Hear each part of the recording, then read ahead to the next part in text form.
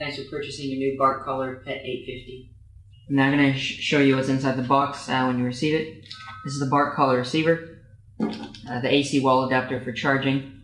Plug into the wall to charge the unit. USB connector that goes into the bottom of the wall adapter and into the receiver to charge. This is the strap that goes around the receiver. Test light to test the static shock function, make sure it's working on the bark collar. Contact points that go on the metal screws. And lastly, in the bottom you have owner's manual. When using a training collar, always remember to use it for training and not to leave it constantly on the dog, as these contact points on the receiver can cause injuries like bed sores, or we refer to it as pressure narcosis. So always remember to not use the training collar continuously like a normal dog collar, but just for training. I'm now going to show you the functions of the device.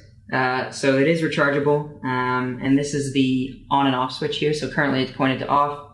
I just move the dial, it's on. It has a vibration only mode, so if you were to have this pointed to V, like it is now, it would only vibrate, there'd be no static shock. And then this is the intensity, it goes all the way up from 2 to 7. So we're going to put it at the strongest, which is level 7.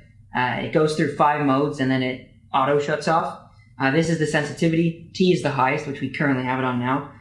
Let's say if your dog barks very loudly, you could always lower the sensitivity, to 3 or 2 or 1. So I'm now going to show you by testing how the bark collar operates. So you can use your fingernail, but I'm going to use the test light.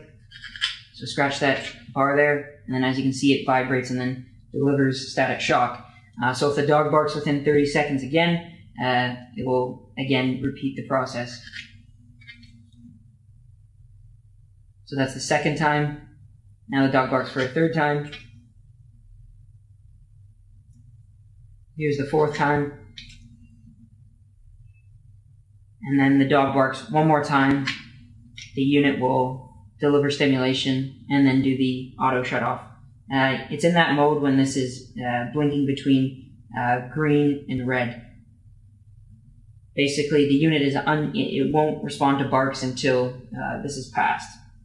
It takes about a minute, and that's it. I'm now going to show you that the device is waterproof.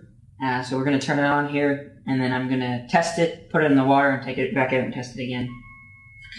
As you can see, it vibrates, and then static shock. Place it in the water for a couple seconds, pull it out. Let's say that the dog were to bark again, still vibrates and still delivers static shock.